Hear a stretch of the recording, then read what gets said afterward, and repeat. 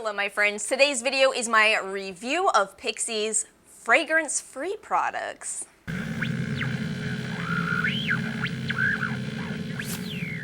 I'm so excited for today's video. We are talking about a much more affordable, very accessible brand and the products that do not list out the word fragrance in their ingredients list. We're going to be covering a lot from the Clarity collection, which I bought, I think in maybe October of last year. I'm almost out of one of them, you'll see. And I went back for another purchase in the month of December and bought quite a few more products, all where I did not see the word fragrance. So we're going to be talking about all of those today. I have been buckling down and using these for the past 2 weeks. It's another one of those revisiting brands that I've been using videos. As someone who loves a good deal, I want to let you know that these are products you can get discounts on. So with the PIXI website, I have a $5 off referral in the description box below. Also, see below for information on my skin type, all of that. I do like to buy from the PIXI website over Ulta in general, just because you always get a free sample. I am all about the gift with purchase life. I got a little eyeshadow in my last order since, I am somebody who, in spite of how I look right now, I do actually wear makeup. Do you all want to know something kind of funny? So this series right here gets me a lot of comments that go exactly like this. Finally, a woman who doesn't feel the need to coat her face in makeup subscribed. If you are a subscriber, you know why I'm laughing at that one. I give that probably 15 seconds before their YouTube algorithm pops up another video from me and they horrifically gasp and hit the unsubscribe button. I don't think my philosophy on makeup is complicated. It is very simple. Wear makeup if you enjoy it. Don't wear it if you don't enjoy it. Just, let people do what they want to with their face and don't judge it. It's their face. Let people live their lives. Also on the Ulta website, that $3.50 off on a $15 order does apply to PIXI. I say this with confidence because I tested it this morning. Whereas it no longer works on the Ordinary's products. Unbelievable. I'm bummed out about that. Yes, the Ordinary is very inexpensive, but come on. Those extra coupons, they just make it easier to make a purchase. And for the rest of the video, I'm going to divide up the products. The Clarity line is really made for acne-prone skin. So if you're watching this and you don't have acne and don't care about the Clarity line, you can jump to a timestamp in the description box below for the other products or to any product that interests you. But I do indeed want to start with the Clarity line. I did buy 3 of the 4 products. The only product that I didn't buy in this line is the cleanser. And the reason I didn't buy that is just because salicylic in products that are leave-ons works so well for me, whereas benzoyl peroxide doesn't. So I prefer to use a benzoyl peroxide cleanser. Talked about this in last week's affordable skincare video, so I'll link you that if you missed it. For my skin, that works wonders. I cannot stress it enough. Benzoyl peroxide plus some retinol, what a wonderful combination. And then salicylic products, PIXI or other brands, it just works really, really well for me. Let's go ahead and get into product reviews. So I'm going to start with the Clarity Tonic, which nothing like waiting to give a review on this one. I am indeed almost out of this, and I will also tell you, this is probably my favorite. It's so funny, I have such a tendency to just love serums initially, just because it's my favorite category. So I have to really, this is the reason I do this 2-week thing, is so I can really sit down and say, but is it really your favorite of the line, or could one of the other products that you don't tend to love as much actually be a more star product? And it turns out that is actually how I feel about this toner. It is a really, really good toner for acne-prone skin. And they did it in a beautiful formula. Like everything else in this video, it's fragrance-free with a base of aloe on this one, a great soothing ingredient. We have probiotics, we have hyaluronic acid, which I think is nice to pair with salicylic, get a little bit of hydrating ingredients going on. Of course, the salicylic, magnesium ascorbyl phosphate, which is a form of vitamin C. You do, of course, have some AHA in this product. We have glycolic as well as lactic, but a few little notes on this. So first of all, the lactic is listed after salicylic, and since salicylic cannot be in products at over 2%, we know it's a little bit lower of a level of lactic in here. And as far as the glycolic, which does appear higher in the Inky, I will say I used some pH test strips with this, and I did get a little bit of a higher pH. Worth noting, test strips aren't necessarily the most reliable system for testing pH, so it's possible that the pH of 5 that I got is not completely accurate. But if that is correct, that means you are not getting quite as much from the glycolic, even though it's in here. Glycolic has a pKa of 3.8. Not to make this video complicated, basically, glycolic does need to be at a lower pH to get maximum effectiveness, and the issue with the pH being higher is that it's actually a logarithmic curve. So instead of being, 1 times less the amount of glycolic that you actually get, you're actually getting 10 times less. It's not 0, but it's also not going to give you a lot. That actually works out well for me, as I don't do as well with a lot of AHAs as I do with BHA. And as far as BHA, that actually has a lower pKa. I believe it's 2.97 for salicylic. However, newer research has come out and showed us that salicylic is not pH dependent in the same way as AHAs. I will make sure to have a citation for this in the description box below because this is newer research.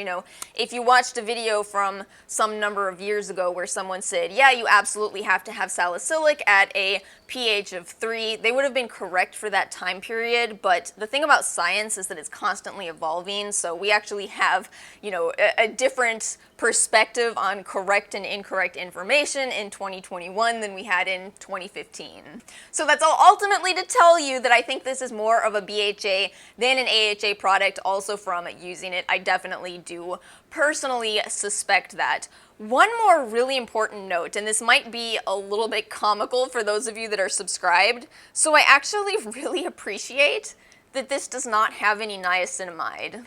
If you're a subscriber, you have to be sitting there going, wait a minute, but you love your niacinamide toner. Yes, I do. But the thing about niacinamide is that, like any skincare ingredient, it doesn't work for everybody, and it's also absolutely everywhere. Basically, yes, this is my favorite. This is the one that I've almost finished. It is the one that I see myself repurchasing at soonest. Yeah, it's my favorite from the line. And maybe I shouldn't even be surprised, as what is PIXI known for? Their tonics. The Clarity Concentrate, aka the Serum, or what I expected to love the most. I do still really like this. I think it's a good option for acne-prone skin.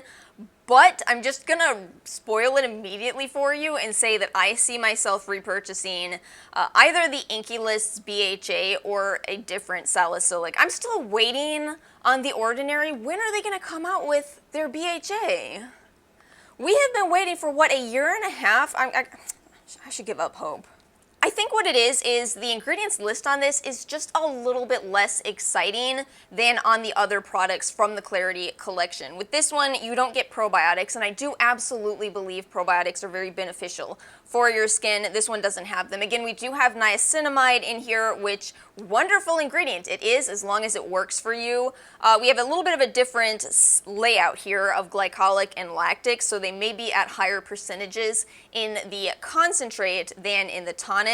But nonetheless, still some interesting ingredients. We have salicylic, rosemary, thyme, licorice, a nice ingredient to add for brightening up your skin, and then willow bark, which I should have mentioned was also in the toner. So willow bark, sometimes people call that a natural form of BHA.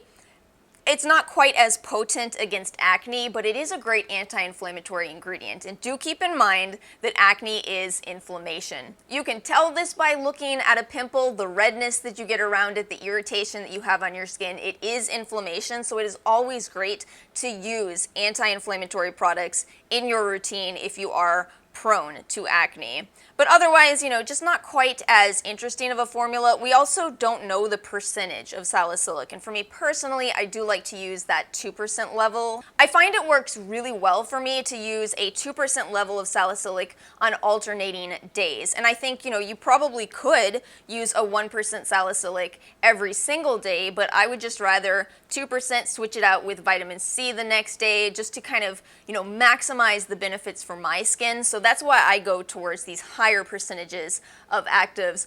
By the way, I will be having my layering routine towards the end of this week. We're gonna have a 2-for-1 at the end of this week. Friday and Saturday, I'll do an AM and a PM routine showing you what I do in my skincare routine. But yeah, for me, it's fine. It's not a bad product in the slightest bit. Really appreciate the fragrance-free direction, but I don't see myself repurchasing it. The Clarity Lotion, which mine may look a little bit beat up, I know. But again, this is not a first impression video.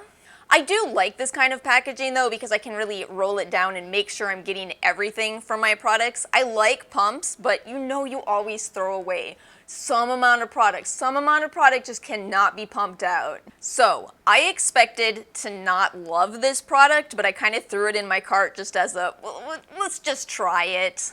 Oil-free moisturizer that contains kaolin clay, often used in more mattifying moisturizers. I was thinking I'm probably not going to love it.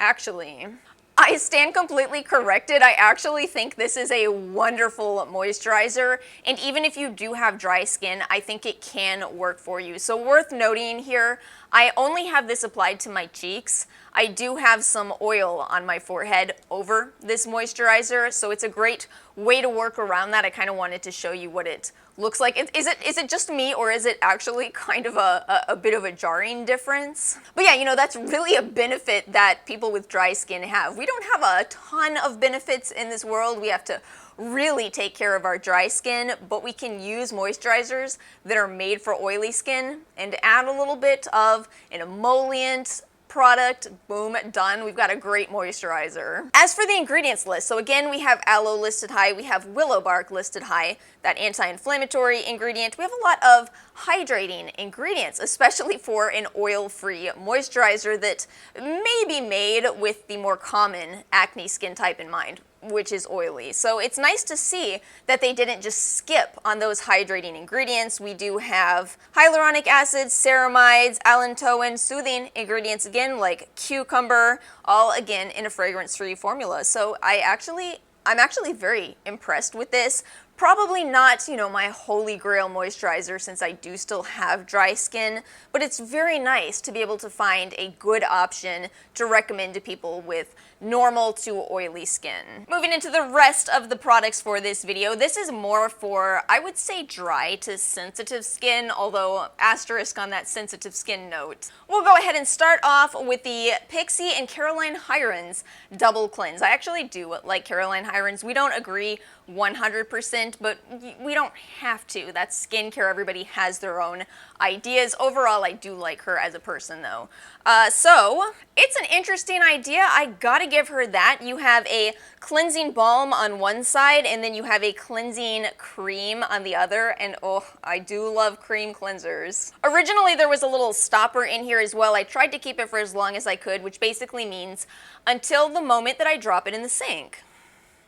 It's exactly how it goes, exactly how it goes. The funny thing about this is that I don't know if I love this product, ironically for the same reason that I bought it. It seemed like such a good idea to have both of these together, but I think that I was forgetting a minor detail, and that's that I am very capable of being a hot mess. The second time I went to use this, I had opened the lid, used the first cleanse part, washed off all of my makeup, and then promptly splashed water into the whole container. So now I feel like, oh no. It's this portion right here. You know, how often do your cleansers come in pots like this? They don't. They come in tubes, so you don't splash water into them. So now I feel like I gotta rush through it, and in maybe good news, I am going through it rather quickly. So I think ultimately, for as good of an idea as this is, if you are a slightly messy person like myself, it's a detail worth mentioning. I did look at the reviews to see if other people felt the same, and what I noticed is a lot of people were saying that they go through the cream cleanser part faster, so they would like the PIXI as a company to come out with a full size of the cream cleanser in a tube and sign me up because I love the cream cleanser. The cleansing balm is fine, but there's a lot of fragrance-free cleansing balms on the market these days, but that cream cleanser, oh my goodness, it is heavenly. I'm not surprised I love it because I also love the PIXI Rose cream cleanser. Oh, they're both so good. I personally don't like to spend a ton of time on ingredients in a cleanser unless they're active ingredients that we do know rapidly penetrate into your skin, all of that, but we'll briefly go over them. So the cleansing cream contains vitamin C, a peptide complex, which actually also contains acetyl hexapeptide 8, which I can't remember the patented name for this, but it's a popular peptide. The Ordinary has this product. I'll put it on the screen. It's supposed to be that topical Botox alternative. After using this for, I guess about a month, this is my thoughts on this. Listen, there's some studies, I'll link them in the description box below, but I'm just not super convinced that you're really getting a lot from that, especially in a cleanser. Also some arginine, and then the solid cleansing oil, vitamin E, camellia oil, and evening primrose oil. Overall, I'll say this, if they do come out with this cream cleanser in a standalone tube, I will buy it. This I probably will not repurchase. Let's talk about the Rose Tonic next. So this one, you may notice if you go to the PIXI website that unlike the other products I've talked about so far, PIXI does not list this out with the phrase fragrance-free in the description. However, if you look at the ingredients list, you don't see the word fragrance. This is not an oversight. This is actually something that I very much respect PIXI for doing, because on a technicality, this product does not contain the word fragrance in the ingredients list, but I would not call this an unscented product. It smells very much like rose because it contains rose water extract. This is why this conversation of fragrance-free skincare can kind of get a little bit complicated. Basically, just because a product doesn't list the word fragrance, that's not a guarantee that you won't have some kind of a reaction from that product if you do have an allergy to one of those fragrant ingredients. But this isn't to downplay the, fragrance-free movement, we'll call it. There's some validity here in that by avoiding fragrance, you often do avoid those essential oils that contain compounds that can be irritants for some people. And rose water is such a good example of this. Rose water actually contains some of those allergen components that you actually need to list out on the label if you do choose to include rose oil. In a lot of cases, it's not even that companies are adding in, citronellol as an ingredient. It's just naturally occurring in a product like the rose oil that they included, but they have to list that out on the label because of its allergy capacity. And again, with rose oil, you could actually have incredible benefits from it, as it is a very antibacterial ingredient, so you could use it for fighting acne, but if you have an allergy to it, it could break you out. Or again, look like breakouts, as allergy and acne kind of can look very similar. But with this specific product, we are actually talking about the flower water, which does have a lot of scent to it, but it's not quite as potent as the essential oil itself, hence why you don't see those allergen components on this label. As for my review of this product, I do appreciate that it has some calming ingredients, has some aloe, has some hyaluronic acid, but it does smell so much like rose. If you love that scent, you will probably love this, but I don't, and I don't know why I bought it. I do actually know why I bought it. It's because I always think in my head that this product is going to be different. No, I haven't liked rose historically. I've never loved a rose product, but I could love this one. Please tell me some of you relate to that mentality. Last product for this video is the Hydrating Milky Serum, which I absolutely bought because, first of all, I like rosehip oil, and this is rosehip and aloe. Sounds wonderful. And also, I love the Hydrating Milky Mist. So to see that they came out with a serum that I assumed was based off of the mist, that is in fact fragrance-free unlike the mist, I had to try this. I feel like more than anything else, I learned something about myself, and that is, reinforcing the idea that I like serums, which I told you earlier in this video. Sometimes I just like a product because I like that product. It doesn't necessarily translate to you're gonna love a serum based off of that idea. This is not to say it's a bad serum. They call it a soothing serum, and all right, fine. It is that, and again, I think, it's really important to keep my skin type, my difficult skin type in mind with this review, because I think it is very possible for some people to love this. Let's go over the ingredients here. So we have jojoba seed oil quite high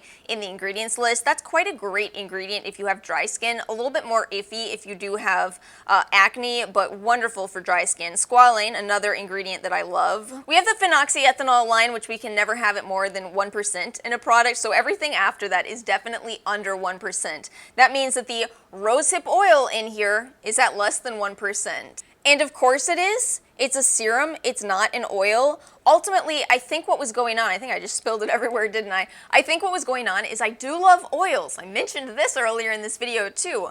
And to take those oils and put them into a serum doesn't mean that I'm going to love that product more. I love oils as it is. You know, again, it's all about finding the right routine that works for you. I use these active ingredients, and I go in with my Biossance squalene, which I talked about in, I think that was my splurges video. You know, do I really need to pull out the squalane and instead put in a serum with less oil? Whereas, you know, I'm sitting here right now with my forehead probably reflecting oil back at you. I love oil. When this video is done, I'm going to put it all over my face. So, you know, for me, again, just not a product that I really needed to buy had I given it a little more thought, but nonetheless, not a terrible product. The funny thing is, I still love the mist. I still love the mist. I bought another mist in my last PIXI order. The reason is the same reason I don't love the serum. It is some of those oils in a mist form, so it's wonderful for touch-ups. It's just the serum just wasn't the same experience for me. One more note, this one also does contain some geraniums, so you do smell that. In spite of not having the word fragrance, it does have a scent. So that is all I have for this PIXI review today. I hope it was a fun video for you to watch. I hope we really decoded what this concept of fragrance-free skincare means. Thank you all so much for watching. Please make sure to like and subscribe, and I will see you all next time.